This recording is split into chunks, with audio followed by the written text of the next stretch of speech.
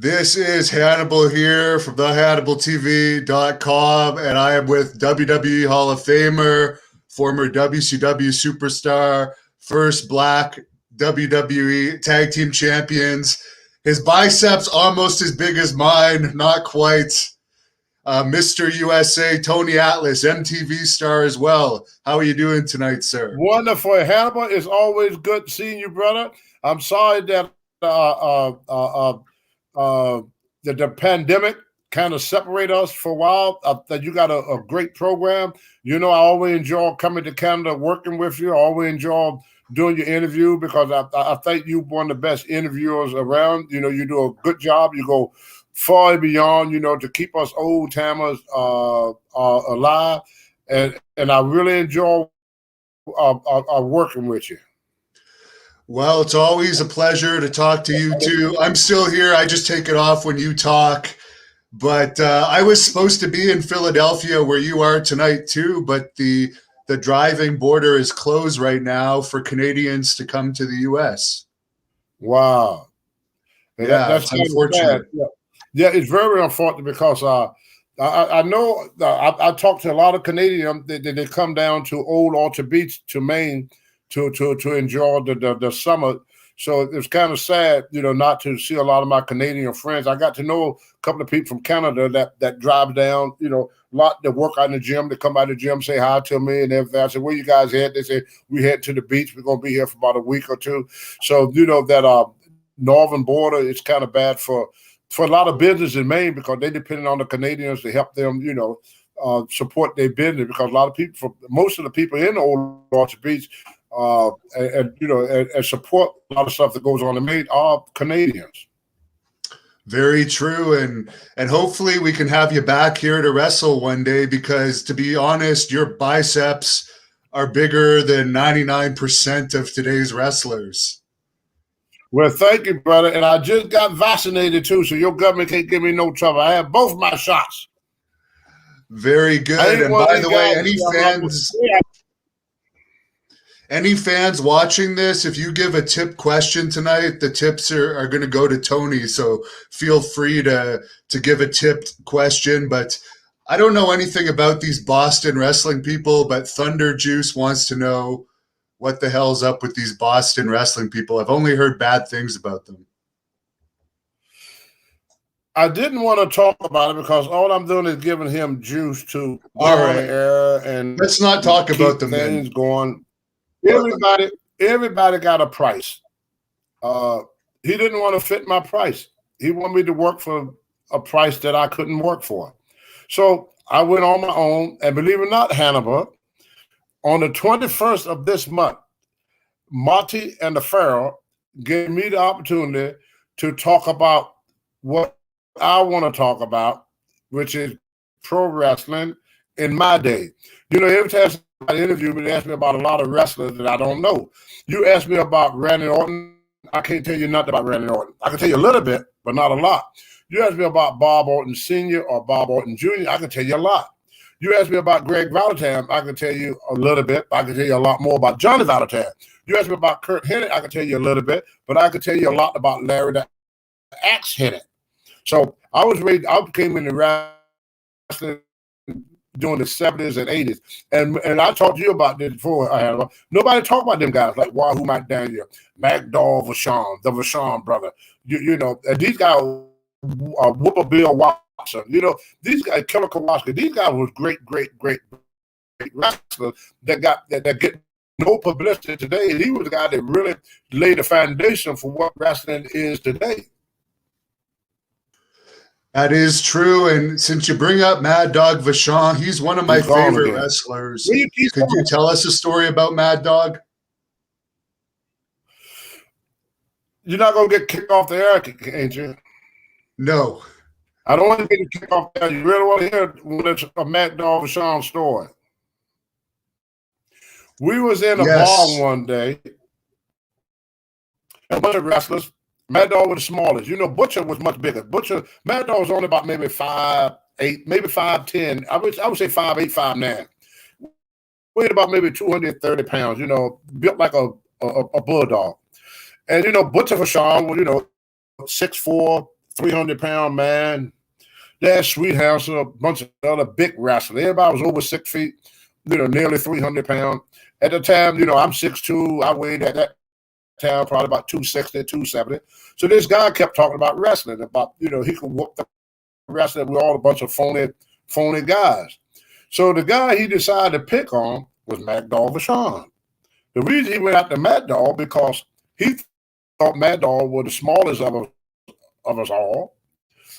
So he figured he could pick the small guy. Huh! Worst mistake ever made in his life. Mad Dog grabbed the guy, bit a chunk of meat out of his chest, spit it in his face, and he said, "Come on, sea sucker." You know what the sea is. I don't want to say it on there because kids might be watching. Come on, sea sucker, let's go. The guy is hollering and screaming that he just lost, a big chunk of meat, and Mad Dog bit a chunk of meat out of him and spit it in his face. That's Mad Dog Vachon. I believe it. And Maria Davis has tipped you $10 here, by the way. Vicious man, brother. Nobody wanted to fight Mad Dog. I mean, he wasn't a big guy, but I mean, he was I would say he about one of the toughest, meanest, vicious guy you ever want to fight. I mean, he remained you. He rip your eyeballs off. He bite your nose off. He bite your, hey, doggy, woggy, boggy. Hey, doggy, woggy, boggy. Hey, Hannibal. She wants to hear you talk about Mad Dog. That Mad Dog, that looked like a bad dog. That little doggy, woggy, boggy. But Mad Dog, he was a great wrestler, great entertainer too. But the most of his best matches, believe it or not, was not in the ring, was outside the ring. See, guys like Mad Dog back in the day, what they would do, they would go into a bar and they get in a fight with 2 or 3 guys, and they would turn the bar out, run everybody out the bar. Well, they get arrested. The promoter come and bail them out of jail. It ended up in the newspaper. So people read about this Mad Dog Vachon just went into this biker bar and whoop every biker there. So they said, oh man, we got to go see this wrestler. So then they would go and pay money to see Mad Dog because they just hear a story about Mad Dog Vachon beating the hell out of 5 or 6 guys, in a local bar. See, in my day, the object of the game was to make the people believe in us. Because here, not just in America, but probably in Canada, all over the world, people are looking for something to believe in. They want to believe in something. And then, you as a kid, you grew up, you believe in Santa Claus. And then all of a sudden, when you get 12 years old or 10 years old, you find out there's no Santa Claus. That's the first letdown in just about every human life. Well, the same thing, with sports. You see this guy, you look up to him and everything, great football player, Heisman Trophy winner, and all this and that. Then all of a sudden you pick up the paper and find out he just murdered his wife and someone else. You hear about another guy, he's a great basketball player, everybody love him, everything. Then you find out he's a rapist. You read another thing about this guy. You grew up, he's the father of all of us. Everybody love him, great comedian, all that stuff. And then you find out he's doping women and raping them. So it's hard for people to find somebody they can believe in. So what pro wrestling did, when it was wrestling, not sports entertainment, what pro wrestling wanted to do is give people something they could believe in. That's why Dusty Rhodes was so popular. Because Dusty Rhodes was not a big muscle man, but Dusty Rhodes was like, I'm one of you. He looked like the average guy sitting in the audience. He talked like the average guy sitting in the audience. He knew how to cross boundaries between black and white. With Dusty, he didn't have white fans. He didn't have black fans. He had fans. So wrestling was a game of give the people something that they could believe in. You have some fans watching that are sending you tips. Maria Davis is donating $10, and you have another guy, John Tuttle. He's giving you $5, and he wants to know how you like Philly since you're in Philly. Philly, people always talk about the Philly cheesesteak, but they got a hot dog here. What is that hot dog y'all got with the pupper with the pickle on it? They got a great hot dog here that you're going to get in Philly. If you like good food, Philly. This is a place to come to eat. Let's face it, Philly got a lot of history. Philly, you can't read no American book without Philly being You know, this home of Benjamin Franklin and Decorators of Independence. So when you're in Philly, you're kind of like at the beginning of America. I love Philly. I wish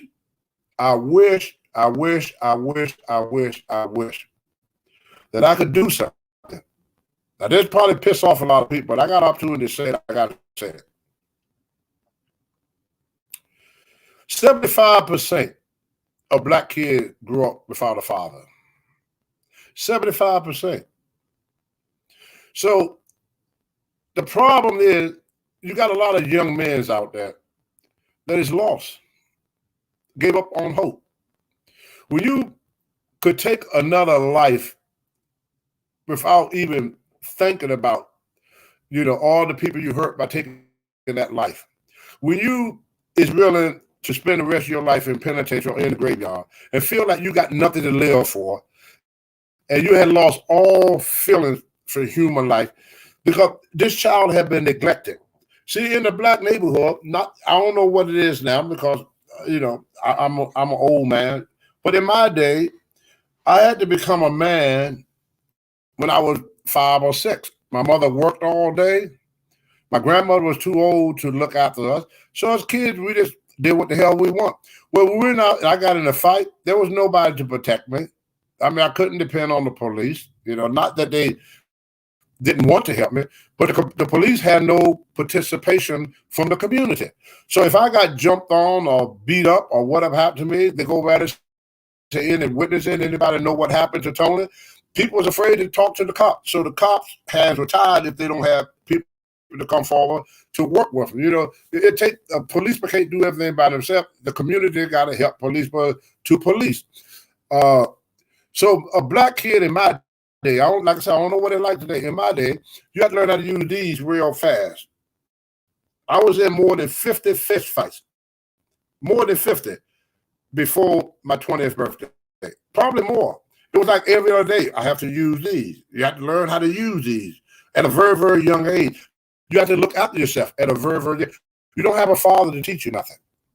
So what happened to these kids now, I could be wrong. If I am wrong, somebody call in and tell me. They grow up without guidance. What is really hurting the black community now is a breakdown in the family. There ain't no family.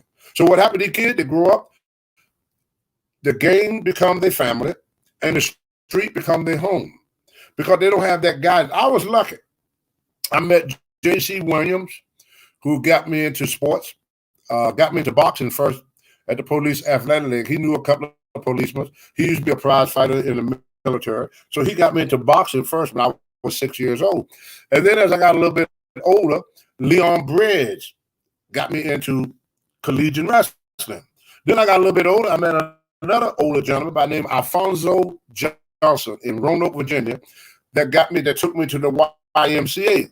Then I met Randy Booth, who got me involved in powerlifting. Then I met Jackie Cooper, who wrote my first routine for me. Then I met Steve Aegis, that got me to compete in bodybuilding. Then I met George and Sandy Scott and Blackjack Mulligan, who got me into pro wrestling. I grew up without a father too. So these men was like a father to me. George Scott, who was from Scotland, he told me, he said, right before he died, God rest him, he was 80, I think 81 or 82 when he died. I used to call him to say hi. And his wife used to say, "Hey, George, it's your son." Now, he's an old Scotsman, but he looked at me like I was his son. He took care of me like I was his son. Vince Sr. treated me like a son. So I was fortunate that older people stepped in to help raise me. Otherwise, I would have went down that same road. I was already on my way. I mean, I've been locked up twice before I got into sports, but you know, people came to my rescue. So all you older gentlemen out there, you know, me and Hacksaw got in an argument on Legend House about the same subject. He said, "Well, church is all at home. Yeah, but if your kid gonna play with these other kids, your kid gonna get monked up. So it's best to help the next door neighbor kid because your kid gonna be playing with them." You know? So yeah, Yeah, I wanted to say that, and I'm not trying to knock black people or knock my community or nothing, but the help is not with the government, it's not with the Republicans, it's not with the Democrat, it's not with the it's not with the country. It's nothing wrong with this country. We got great people in this country. It's a great country. What it is a breakdown in the family. These kids need guidance. They need someone to come in. Ever since I was a kid, I have to leave the black neighborhood to go into the white neighborhood to get them. They're not in the black neighborhood, but liquor stores and churches. I mean, they need, these kids need to learn a trade. Kids down the corner sell dope. Yeah, he make $1,000 a day, but also he could fix my sink and make $1,000 a day and stay out of jail. I just had a plumber to come by my house. I bought a house up in Maine. I had to put a washer in there. A washer. The washer cost about 5 cents. He charged me $90. Took him 5 minutes to do. He took the screw out, pulled the screw out, took the old wash out, put the new washer in, put the screw back, charged me $90. And then he was going to go to jail. He had to getting shot at either. So I just want to say that. Okay, I have to get back to wrestling, but I had to say that. Yeah. I just wanted to say Niles Adair tipped you $50, and he says he's been a fan of you since Georgia Championship Wrestling. You, Tommy Wildfire Rich, and Mr. Wrestling 2 were the holy trinity of wrestling to him when he was a kid. That is true. That is true. It's funny. I got to tell you the story of how Wrestling 2 became Wrestling 2. At first, it was Mr. Wrestling number 1, Tim Woods. When Tim Woods, they're going to do an angle when they create Wrestling number 2. His name was Johnny Walker, Rubberman Johnny Walker, because he was double jointed. But anyway, they had this feud going. Well, anyway, Tim Woods was a hell of what we call a shooter. So he was one of the guys that would invite someone from the audience to get in the ring with him. So this one guy got in the ring with him, and Tim forgot to tie his mask. And as the guy was trying to get away from Tim Woods, he jumped out of the ring. Tim Woods reached over to grab the guy to pull him back in the ring. The guy reached up and pulled Tim Woods' mask off. And, to unmask, nobody can unmask this mask back. And all of a sudden, this fan just pulled Tim Woods' mask off. So then Tim Woods grabbed him to pull him back in the ring to pound on him a little bit. The guy bit his finger off. So now you got Tim Woods, Mr. Wrestling number 1, standing in the ring, unmasked and bleeding. So now they had to go straight to Mr. Wrestling. If that had never happened, Mr. Wrestling number 2 would have never got his break. He told me he was in the business for 10, 15 years before he got his break. So he was not a rookie. When he got his break, he probably 40 years old when he got his first break. That's a story with Mr. Wrestling with Tommy Wildfire Rich. They brought Tommy Rich in from Tennessee to wrestle Abdullah the Butcher. Abdullah would wrestle 6 months in the States and 6 months in Japan. So he just got back from Japan and everything. And they needed a young kid to go around with Abdullah. And Abdullah was going to beat him every night to get Abdullah over. But Tommy Rich came out with a Elvis Presley looking jacket, long blonde hair. And as soon as he walked through that door, every woman in that arena nearly faded. I mean, it was like Elvis coming through the door. The women just went absolutely nuts. Because back in them days, you got to realize all the rest was big, ugly brutes, But that's what people liked. It was wrestling. It was like a carnival show. And to see a good-looking kid like Tommy Wildfire Rich come out that dress room just shocked the hell out of everybody. But anyway, Abdullah got a beating on Tommy Rich.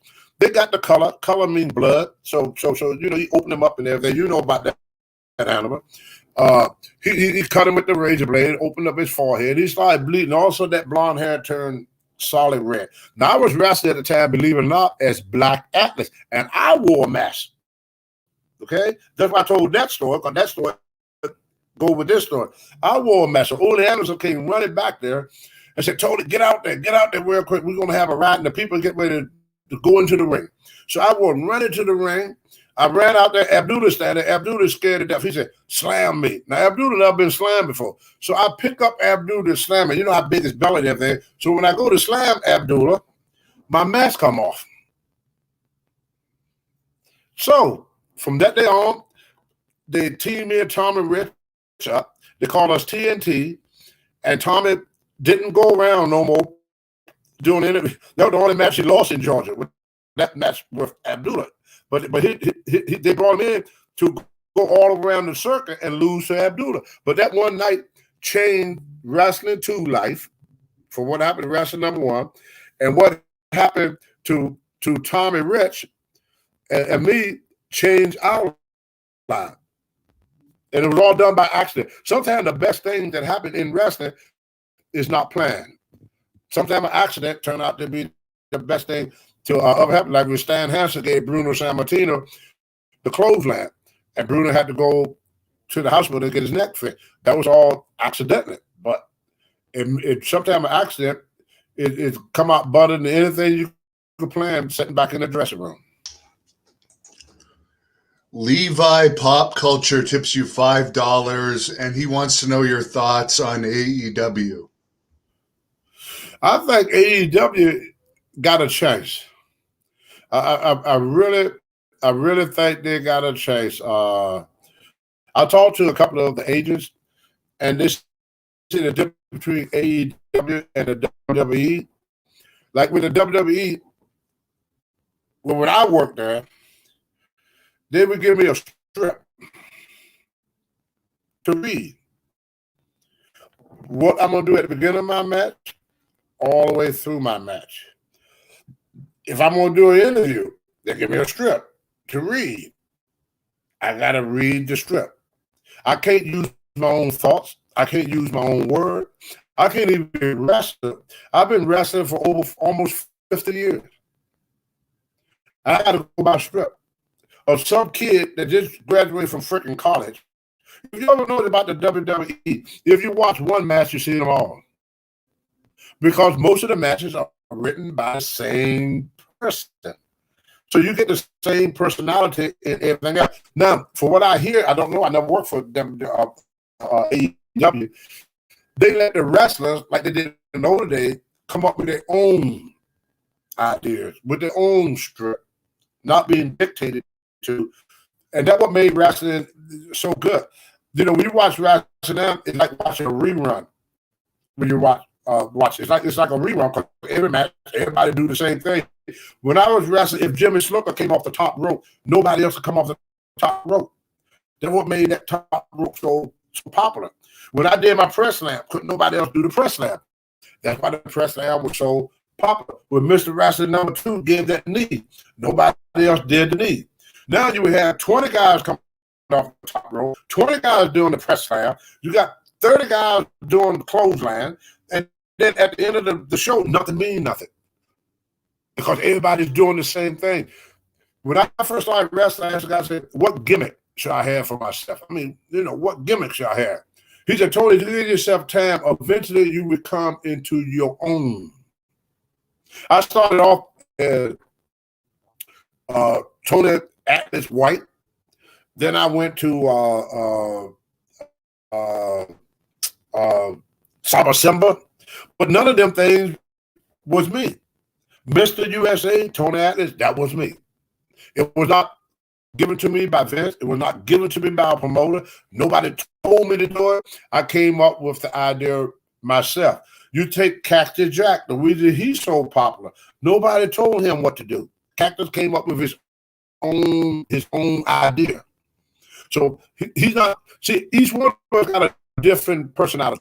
Of all the people God put on earth, not one person yet been born with the same DNA or the same fingerprint, which means we're all not the same. So how come we all wrestling the same? How come we all dress the same? How come because somebody's sitting there dictating what you should do and what you shouldn't do. Where in my day, all they would tell me, Tony, you're going to wrestle Hannibal, and I want a 15-minute match, and Hannibal going to win. That was it. That's all I was told. The rest was up to me and Hannibal when we got in the ring. And we used to watch the match before us. So if I was going to work the headlock, and I would see you doing it, I said, oh, we can't do the headlock tonight. We got to work the arm because this guy just did it. We made sure that our match was different than the match before ours. We didn't sit back in the dressing room and go over a match. We did it. We ad-lib. Everything we did was ad-lib. There was nothing planned. There was nothing planned. Now they plan every inch. I've seen guys talk for hours to do a 5-minute match. Back in my day, Tony, you wrestled against Hannibal. We want 10 minutes. Okay, that's it. Then the bell would ring. I walked to the ring. The only thing I knew when I walk in that ring that Hannibal was going to win the match, and he's going to use a headbutt, or he's going to use a sleeper hold, or he's going to use a drop kick. I knew that I was going to lose, or I knew I'm going to win, and I know what move you're going to do, and I know what move I was going to do if I was going to win. And that all the promoter told us. They did not tell us how to wrestle. When I did an interview, they just told me, just like you're doing now. You ain't telling me what to say. You just asked me a question. I answered honestly. With Vince, you would ask me a question, and I read the script. Because Vince already written out the answer. You see the difference? Everything choreographed. Everything you do. If I wanted to fight, Vince would put that in the choreograph. Tony going to fight right about after 2.5 minutes. Tony going to break win. So I got to hold it for 2.5 minutes and then let it go. Well, in my day, I let it go right then and there. That's the difference. That reminds me of a question the fans like to know. Who was the smelliest wrestler you ever had to wrestle? Oh, my God. Back in my day, everyone you got in the ring with. In my day, back in the 70s, all the wrestlers smell. Because what we did, we went from we worked 7 days a week. So a lot of guys, what to do, they go back to the dressing room and they would wash their clothes out in the sink and hang it up in the bathroom so they have fresh clothes. A lot of guys would go to the bar, get drunk that night, and get up the next morning, put their clothes on. So I would say in the 70s, every wrestler stunk. I mean, our wrestling gear always stunk because how you going to wash them? I used to jump in the shower with mine because I didn't wear that much. I just wore a little pair of trunk. So it was easy for me to keep my trunk clean. I would, when I get ready to take a shower, I just go right in the shower with my trunks on. I wash the trunk, wring them out. As I'm taking my shower, I would clean my trunk, and then put it in a plastic bag. When I get back to the room, I would hang my trunks over top the lamp. And by morning, they will dry. Me and SD used to do it all the time. We used to just wash our socks and stuff out. Ronnie Garvin done that. But a lot of guys didn't wash their gear. So it's really hard to say who would have stunk because they all stunk. There's a fan on here that wants to know how you feel about New Jack, who passed away recently, another young wrestling death. I feel sad. I feel sad. New Jack, I talked to him, not nicely. I wasn't nice about it. But he said that was his stick. He got paid to badmouth people. But when he stepped on my toe, when he was talking about the Brody stuff, when I was the only person that stood up for Brody, I almost lost my life standing up for him. I was the only person that was there that took him to the hospital. I was the only person that went to the police station and reported what happened. If I kept my mouth shut, wouldn't nobody know nothing about Brody. I was the only one that stood up. I was the only friend Brody had that night. Everybody said it was his friend, but they didn't go to the hospital with me. They didn't go to the police station and told what they saw. I was the only one. Brody came straight to me. I heard a guy telling me something, talking the other day about Brody. It was all a lie.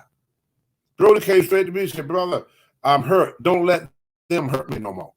Came straight to me. I stood over him. I dared anybody to come near him. When they say anybody want to go to somebody help us put him in the wagon, nobody helped but me. When they say anybody want to go to the hospital, nobody went but me. When they say somebody need to report it to police, nobody went but me. Oh, gotta take that back. And Sika went as my bodyguard. So me and Sika was the only one that did anything that night for Brody. Tony Atlas and Sika. Now, for those that don't know Sika is Roman Reigns' father. So Sika and Tony Atlas was the only friend Bodie had. That was it. And that's the truth. Have you heard about all this commotion today that Tommy Dreamer has been let go or suspended from Impact because he stuck up for Ric Flair, I guess, pulling his joke where he takes off his robe and exposes himself to flight attendants, which I guess he's been doing for years? Oh, yeah. I see him doing that, yeah. Many years. So why Tommy Dreamer got in trouble with what Ric Flair done?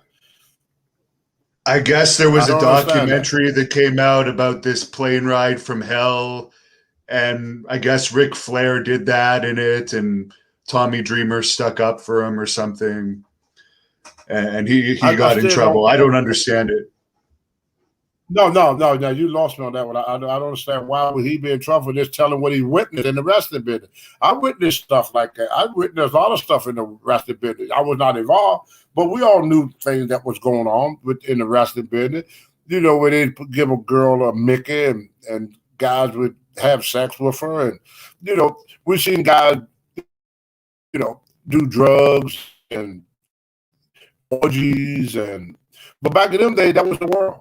Wrestling was not the only one doing it. I mean, you could go to Studio 54. It was the nightclub was doing it. That was it. That was America in the 60s and 70s. You know, a lot of the only that changed all the sex habits that America had back in the 60s and 70s was a little word called AIDS. Once AIDS hit, everybody started curbing the color. Now everybody trying to act all glory, you know.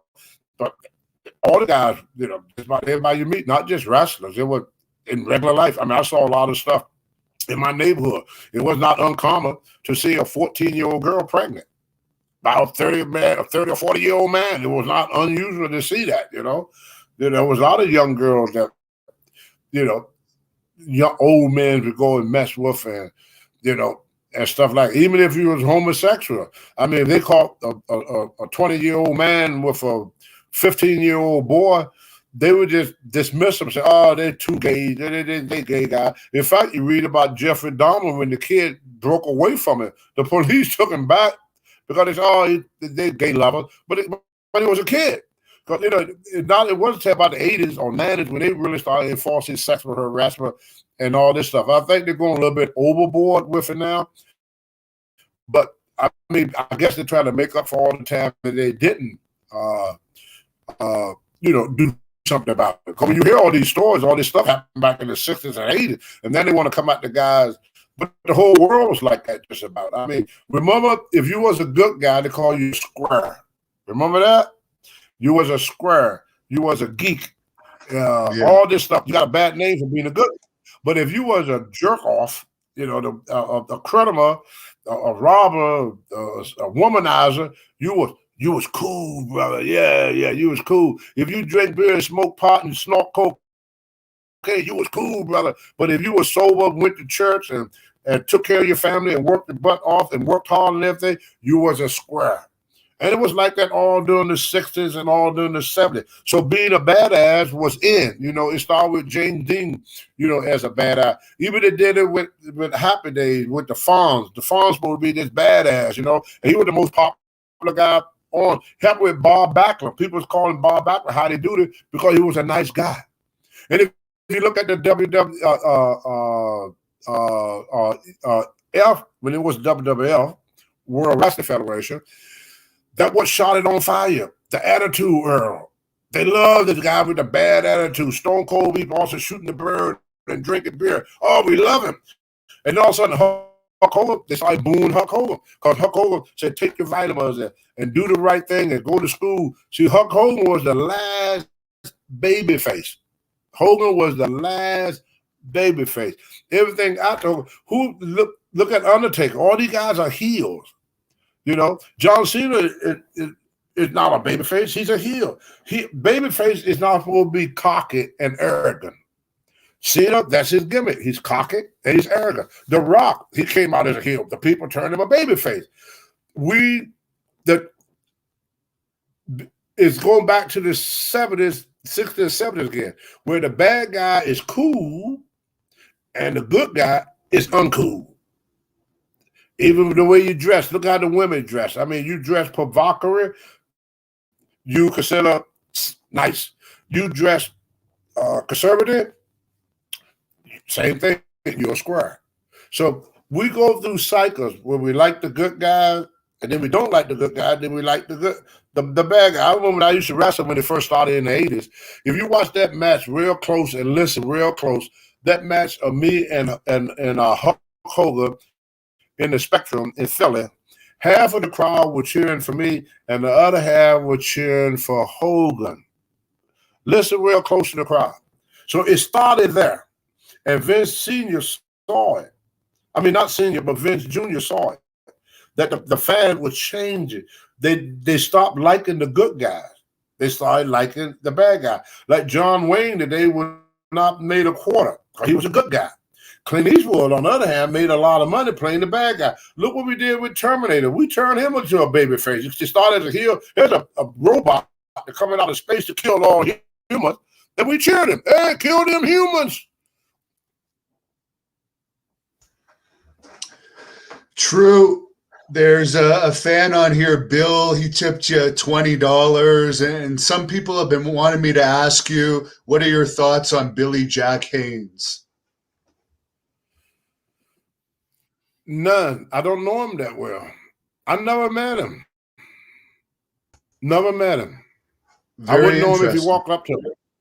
I never met him. I talked to him on the phone when he tried to get me involved with that concussion thing. Yeah. But I told the truth. I said, you know what Vince gonna do? He said, no, what Vince gonna do? I said, he gonna get a video of them women kicking me in the head with them big boots. And once you saw that video, how in the hell I'm gonna say I got it from wrestling? When I paid women to kick me in the head with boots. True. You understand what I'm saying, Hannibal?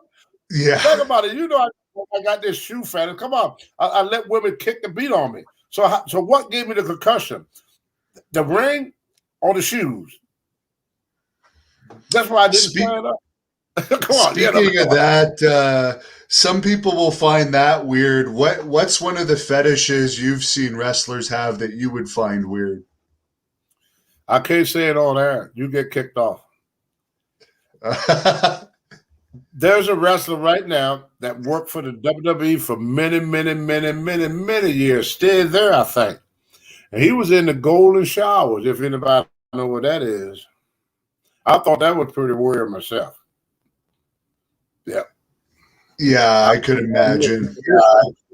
Right. I mean, if you urinate on me, I'm gonna punch you in the nose. And I don't care if y'all female.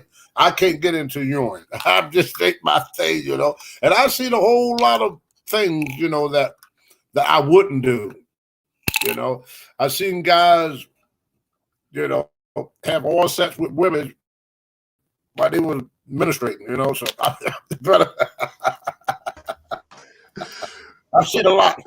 Okay. Was there any particular town where the girls were more, where there was more groupies than others, No, or were they all over the place? All, no matter where you went, because if they were syndicated, so all the wrestlers went to the same towns every week. Let's say Georgia for example. You was in Augusta every Monday, Macon every Tuesday, Columbus every Wednesday, even Rome or Athens on Thursday, and then Friday you did Atlanta, and then Saturday morning you did Atlanta TV, and then you drove to Columbus and did Columbus TV, and then sometimes you was off on Sunday, but then other time they would send you either to Savannah, Georgia, or Marietta, Georgia. So we worked 7 days a week. So the women knew our routine. I mean, we was around long enough, and they knew the routine. They knew what hotel we stayed at. They knew what restaurant we ate at, because we went to the same hotel every time we was in town. We went to the same restaurant. I went to the same gym every time. So it didn't take long for the fans to figure out, you know, where we was at. Well, it's like that now. If you go to a WWE show, a pay-per-view or something at WrestleMania, the fans is at the hotel before the wrestlers are. So how did the fan know where we at? It's not as much now, but it's still, that's just how it was, Most Now of the they found out fans where are we at. males now, unfortunately. It's mostly middle-aged males rather than females watching these days. Yeah. Well, you see, I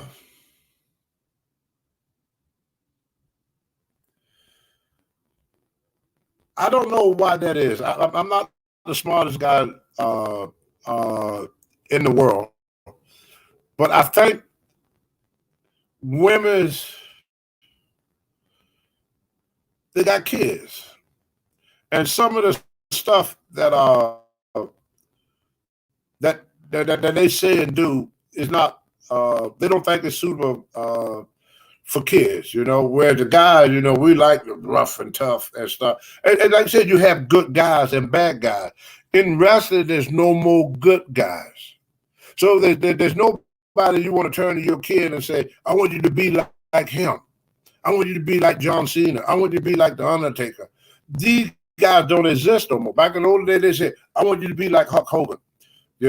I want you to be like this wrestler. I want you to be like Wahoo.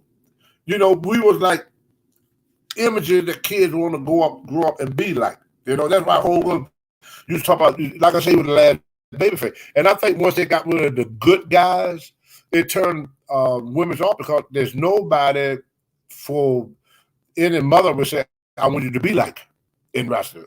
Who the hell want this child to be like in these wrestlers, today? Even the women's wrestlers. I mean, you ain't going to tell your daughter, I want you to be like that woman with her butt hanging out in the air and her tits flopping around in the ring. You're not going to want your daughter to walk down the street looking like that. If my daughter, when she was young, came out looking like the way these girls dress now, I wouldn't want that for my daughter. I wouldn't want my daughter to be looking at women that they got so much makeup on, you don't know what the woman look like. I was talking to my buddy today. He asked me, said, how come a lot of black guys like white girls? I said, they're more real. I mean, now you date a girl, she take a wig off, she take her eyelashes off, she take her breasts off, she take her butt off, and all of a sudden you say, whoa, wait a minute, where the hell you come from? I should take off everything. Everything is fake now. But where most white girls, what you see is what you get. Most minority women, what you see, what you going to get when you get home. Once you take everything off, with eyelashes this freaking long and wigs all the way down to here, and then she take the wig off, she's as bald as I am. Got less eyelashes than I got, got a flat butt, don't have a big bubbly ass. She just got a pull or something back there. Everything is fake. Too much fake. And like I said, we, not just in America, but just the whole world, I think, is looking for something that is real. Something that is real. One of the things that you ask any wrestler, there's only one way to piss Tony Atlas off in the ring. You help me on the press slam. That'll piss me off. I didn't want you to help me. You're not some guy push off the shoulder. That'll piss me off. I wanted to do it. I want people to see me doing it. I wanted people to see what I could do. That's why I went to competition. I didn't want them to go out there and say, I'm a strong man, and I got no titles. Mark Henry's a strong man. He went to the Olympics. You got other guys who are strong guys. They ain't never won a contest a day in their life. You got guys out posed up with a great body. They got never won a contest a day in their life, never competed against other people with a body.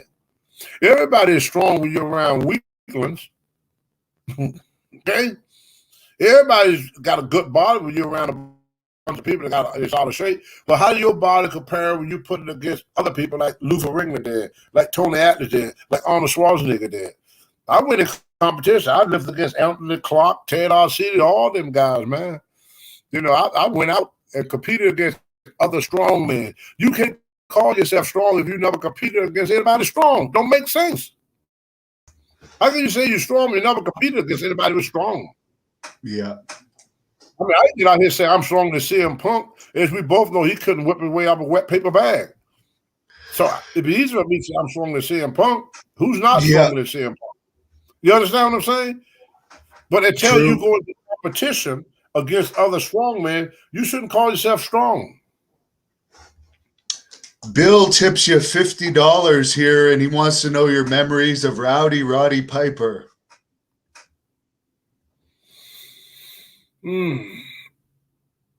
Piper was the type of guy. I never really got to know Piper, to be honest with you, until the day legend out. Because, like I said, Piper was a heel. So the heels and the babyface did not ride together. They did not socialize with each other.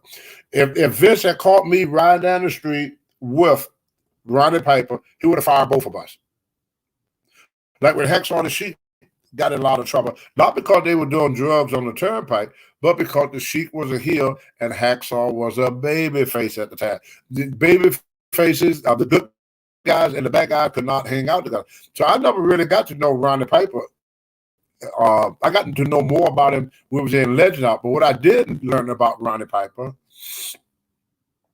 one of the best people I know. Very sincere, very hardworking. If Roddy Piper was going to do this interview with you today, Roddy Piper would have spent all day today and all day last night working on it. He don't shoot for the hip. People don't know how much work Piper put into everything he do. Usually, when me and Rocker was going to be on that his Piper pit, that thing with me and Rocker was on. Piper was up all night. A lot of people don't know that. Working on it. He knew exactly what he was going to say. It didn't come off the top of his head. It was already practiced and worked on. So he always prepared, put his heart and soul in everything. Another thing I found out about Piper, there's not an instrument on this world he couldn't play. Piano, bagpipe, guitar. The most talented person I ever met in my life was Roddy Piper. Great guy. Missed the hell out of him. Great guy. That's all I can say about Piper. Was a great family man. He loved his family so much. He loved his family so much. Now Piper, there's not an arena rat in the world that said she went to bed with Piper. Piper took his family life, and his business very seriously. He didn't mess around. He came there, he did his work, and he worked his butt off and put 110% in everything he did. And then all he thought about when he was off work was getting home to his family. Love his son, his daughter. I mean, never seen a father love his family more than Piper. Great family, great father, great husband, great wrestler, great friend. Cool Kamasi tips you $5, and he wants to know your thoughts on Rufus Jones. Who? Rufus Jones. Rufus Who Jones. the hell is that? I think it's You talking about Rufus? Rufus, sorry. Rufus, Yeah. off Freight Train Jones. Oh, I got to say, who you talking about? Rufus was a big star in the Mid-Atlantic and KC down south. Big man, very good entertainer. Drew a lot of money for the Mid-Atlantic. Everywhere he went, he was a big star, big fun-loving guy. There's not one person. I used to hear this all the time. You couldn't find one wrestler in the world that had anything bad to say about Rufus. He was just a great, big, fun-loving guy. Took very good care of me when I first started business. When we had a day off, he said, "Tony, come on over. I've got a barbecue going. And I used to love the way he'd make his fish. He would take his fish. I said, "How you gonna cook fish on the grill?" He would take the fish and put some onions and some peppers on top of it, and then he squeeze the lemon, put the salt and pepper, wrap it in aluminum foil, and set it on the grill. Well, that was good fish. Rufus, I missed the hell out of him. I wish that that Vince had brought him into the WWE so that people could really saw his style of wrestling. He was a big 300-pound man. And used to be a prize fighter when he was young, but one of the nicest, greatest people and a great entertainer. I mean, you see some of the matches, people just love Rufus. Everybody love Rufus.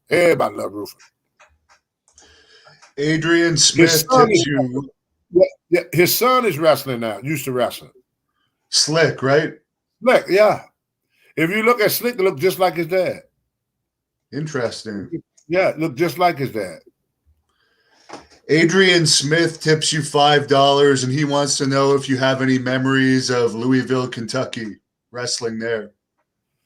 Not really. I've been there many times, but I was kind of like Bruiser Brody and Andre and Jack because of my physique at that time. I would go into a territory, wrestle about a week or two, and then I would leave and go to another territory. I was never stationed in one place. Bruiser Brody brought that to my attention one time. He would say, Tony, I only known in a few places. He said, everywhere I go, people know Tony Atlas because you've been everywhere. And that Brody told me that. Bruiser Brody. I'll never forget that. He said, everywhere I go, somebody said, hey, you saw that Atlas guy? You see the belt on that guy?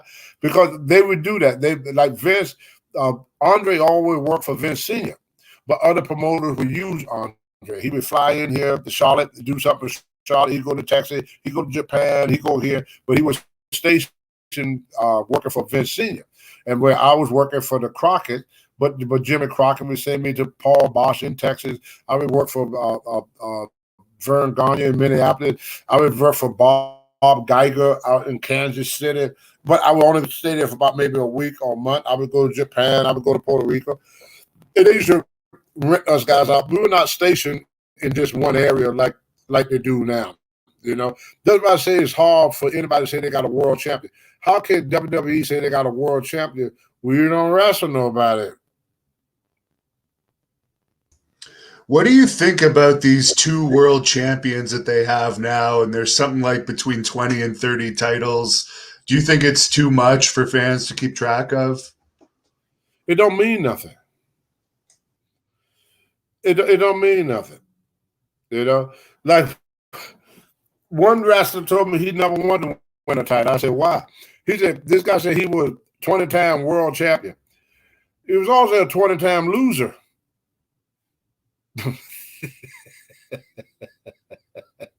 See? He lost the belt 20 times too. So they take all the meaning from something. The more time you got something, the more time that you do something, the less meaning it has. You take like Bruno Sammartino, when he had the belt. He only had it one time. But he kept it. Muhammad Ali only won the belt twice.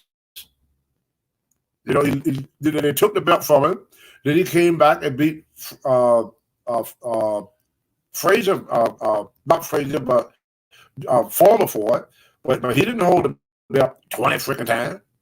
Bruno didn't have the belt 20 times. Hogan didn't have the belt 20 times. Bob Backlund did not have the belt 20 times. That's why it meant so much. Now it don't mean nothing. They pass the belt around so much. It's like an old pair of shoes. I wear them. But in the old days, they have a hand-me-down. You wear a pair of pants. When you get too big for the clothes, you give them to your younger brother because now he could grow into them. It's a hand-me-down. It don't mean nothing no more. I mean, if you get the title, you can't hold the title more than a couple of months. How can you call yourself champion? Then another guy got it, then you win it back. Then another guy get it, and you went. Stupid shit. Stupid. What do you think about Big E winning the title from Bobby Lashley recently? I don't think Lashley had peaked yet in his run with the title. Did you pay any attention to that? No. Yeah, I don't blame you. No, well, see, here's the reason why they're not believable. They're not.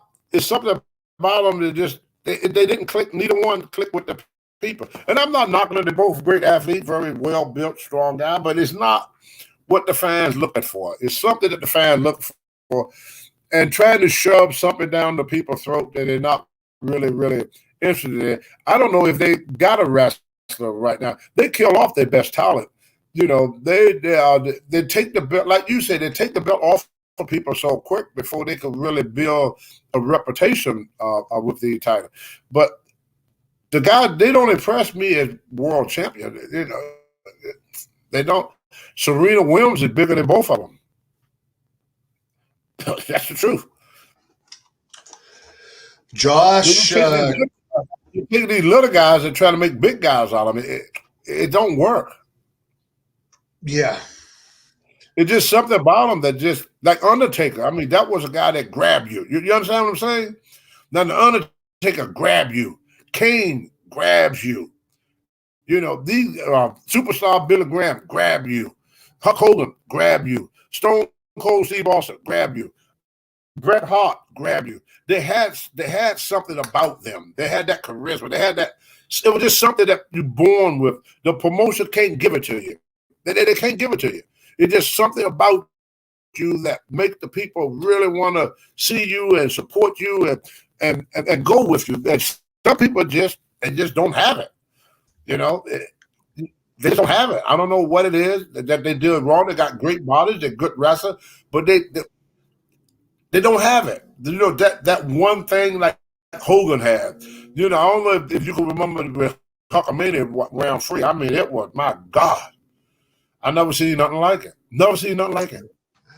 Yeah, what do you think about the fans that will say wrestling today is like the hottest it's been for fans? Like, I was alive during that Hulkamania era, and you can't they don't know what they're compare. talking about.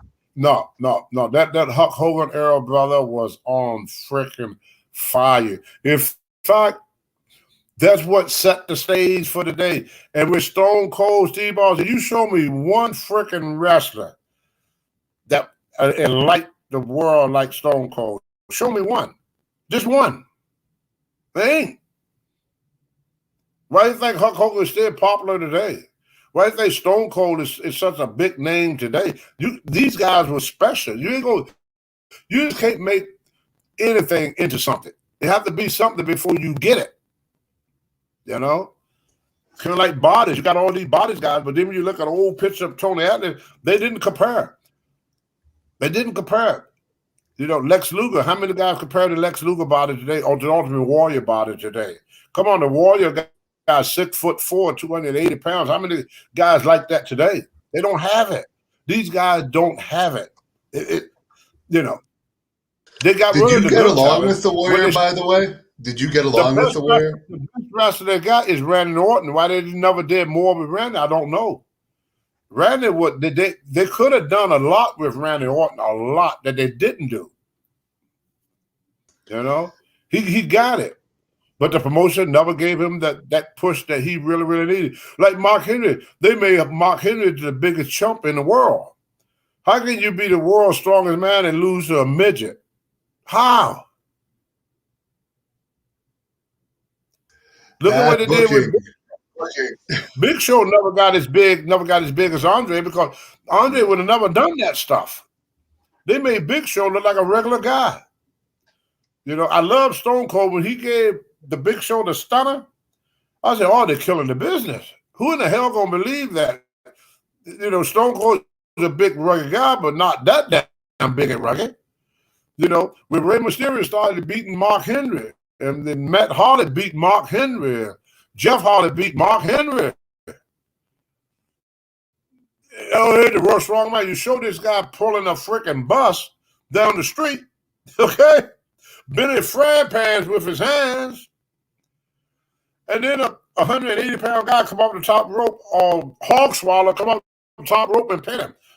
Give me a freaking break here. What the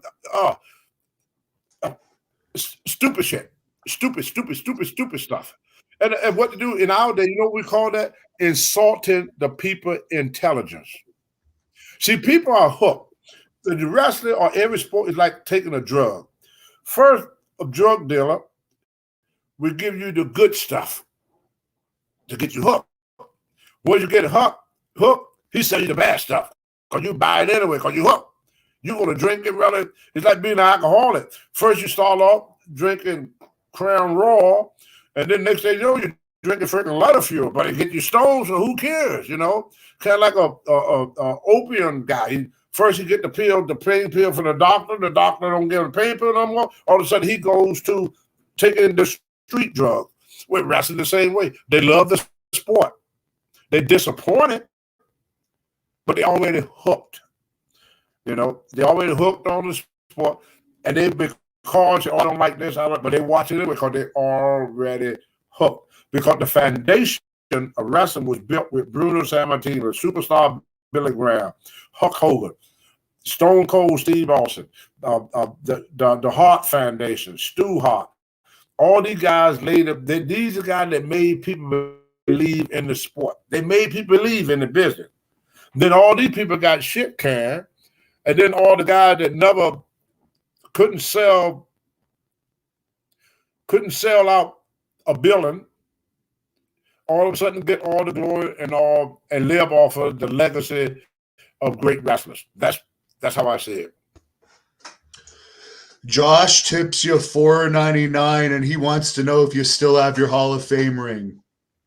Yes, I got both of them.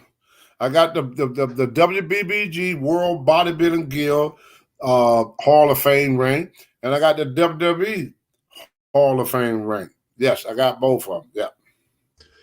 And you mentioned earlier the Ultimate Warrior had one of the best bodies ever in wrestling. Any memories about him? I know you were friends. Well, we started off in Texas together. He was the Dingo Warrior then, and that's where me and him spent most of our time together. We was in Texas. We used to work out every day at the Gold's Gym. Nice guy, and we were drawing some pretty good money too. He started off as a heel, and then they turned him babyface, which I thought at that time was a mistake. But Fritz Von Erich do what Fritz Von Erich want to do. But a very, very nice guy. The last time that I saw him, he looked healthy and everything. Then when I heard about his passing, it was sad. Great, a nice individual, one of the nicest people you all want to meet. Chainsaw Charlie tips you $5, and he says he loves you, and he says R.I.P. Bruiser Brody, who you tried to help save. Yeah. Well, I was the only one. And I don't mind saying it. I was the only one. Them other guys, all they would think about was keeping their job. They didn't think about nothing else but keeping their job. They didn't give a red ass about Brody. And that's the sad thing about this wrestling. We not. People all say, "Oh, you guys are friends." No, we're not. No, we're not. When I was homeless, I knew more millionaires than Rockefeller, and I couldn't bum a freaking quarter. If it wasn't for my wife, Monica, I would be dead. She saved my life. My wife had a stroke 2 years ago. She's in rehab right now, and I would not leave her for all the money and all the beauty in the world. I go out there every day to the hospital to see my wife, but I can't go to see her. I'm on the phone with her, and I support her, and I'm going to stick with this woman. She just turned 80 yesterday. My wife just turned 80. But I would take that 80-year-old German woman over any woman walking the freaking earth. No woman means nothing to me more than my wife. And if you don't like my wife, I got no time for you. That woman saved my life. I would have died 32 years ago if it wasn't for Monica. I wouldn't even be here if it wasn't for her. She saved my life. I was near dead. The doctor said I had no more than about a day or two to live. My wife told the doctor, said, I'll take him home. She didn't even know who the hell I was. She said, if he's going to die, let him die in my arms. And the doctor said, what do you see in this man? She said, something about his eyes. I like his eyes. That's my wife. And she took me home, got me off of the crack cocaine, sobered me up, fattened me up, and got me back on my feet, put up with all my bug crap for years, not just at that moment, for years. She's my angel. Her name is Monica. She's my complete angel, And she's the first and only Caucasian woman I ever been with, Well, Bill, you have a fan here that just tipped you $100 for you and your wife. His name is Bill. Thank you. And Ernie tips you $5. He wants to know how many years you've been married for. 31 now, going on 32. Well, thank you to all the fans that have given tips to Tony. They're all going to Tony tonight. And Tony, thank you for coming on with me. Is there anything you want to say before we close off, or anything you want to promote? Yes, I do. Hannibal, I don't know if you know that, but Monty and the Pharaoh, they gave me an opportunity that the 21st of September, on Monty and the Pharaoh. It's going to be Tuesday with Tony. And I've got my own show where I can talk about wrestlers that I know, like Klondike Bill and Wahoo McDaniel, all the guys that I know. So I get to talk about my experience in wrestling, not a scripted thing where people ask about people that I don't know. Also, I want people to know that live in the Philly, New Jersey area, that Tony Atlas is going back into the ring again, Hannibal. I'm going to be on November the 5th. I'm going to be here. How do I say it? Hyper Wrestling. Hyper Wrestling. Look it up. Hyper Wrestling. Tony Atlas is going to don the ring. I came down to the showboat here in Atlanta, and this young kid called me an old man, and I got in the ring with him a little bit, and he said I was all washed up and everything. So I told the promoter, I said, get him in the ring with me. Get him in the ring with me. I can't remember what that kid name. Griffin McCall. He figured that he's tough. He figured he's all this and that. He figured I'm old and all washed up. So I asked the promoter, I said, can I get in the ring with him? And that's going to be on November the 5th. Hebrew Wrestling. So y'all look for that. Tony Atlas is going back in the ring to whoop butt and take names, Baba. And Hannibal, you got to bring me up there so I let the old fans up there in Canada see old Tony Atlas do his thing. I will. I've been vaccinated, so I'm good. You've been vaccinated, but they're still really strict about letting us put on shows here. So when we get started, for sure. Yes, and I got my passport, all brand new one. Got it about a month ago. Brand spanking new. And before we close off here, Chainsaw Charlie tips you $15, and he says, this is from California law enforcement. You deserve every bit of love and respect from the fans. He's a policeman, you said? Yes. Tell him California. Tell him if anything, thank him. Because he's one of our first reformers. When I was a kid, I say this real quick. I had heroes when I was a kid. Batman, Superman, the Incredible Hulk, all these people. Then my mom said, Tony, when you grow up, you got to put away childish things. So I put away all my childish heroes, and then I get as an adult, I look at policemen as one of my heroes. He's a hero to me because he's put his life on the line every day to keep me safe. I sleep real good because the policemen out putting their life, and they're not doing it for the money. Believe me, I know a lot of policemen, they are not doing it for the money. They're doing it because they want to serve and protect their community. Most of them try to do the best they can to do the best for their community. I respect people that work for the fire department that run into a burning building while everybody else is running out. You look at 9/11 that just passed, I mean, you saw policemen and firemen running into a collapsed building. This building was falling down. They put their life on the line running in there. Now, how can you look down on policemen and firemen when they do that? When I look at our military, no matter what the call of duty is, no matter if they got to go to Afghanistan, Iraq, wherever they got to go, they go with honor, And you got to support our veterans, because these guys, I seen veterans that gave a leg. They gave their legs. They gave their arm. They give their family. They give all that they got. A lot of people say, oh, USA, USA, USA. But the real USA supporter are farmers, policemen, and our military. These are our real heroes. And it's a damn shame that something like 9/11 have to happen to us for us to appreciate these people. And don't judge all policemen by the act of one. I would not want you to judge me by OJ. He's black, I'm black. But I love my wife, and I would never do anything to hurt her. You can't judge, whitewash the whole police department. Think about this. If every policeman all of a sudden all over the world decided to take a month vacation, can you sleep at night? Will you feel safe there? What we need to do is support policemen more and not criticize the whole department, talking about defunding the police. That's the stupidest damn thing I ever hear in my life. Who in the world ever thought about that? They're taking that dummy pill. They could be anybody that's talk like that. No, we need support. We should support these people. You know, they deserve it. So the guy in California, the officer in California, no, you my hero. Thank you for your support, my friend. Thank you. We will not be able to sleep and be so safe. This country would be a freaking chaos if it wasn't for you guys.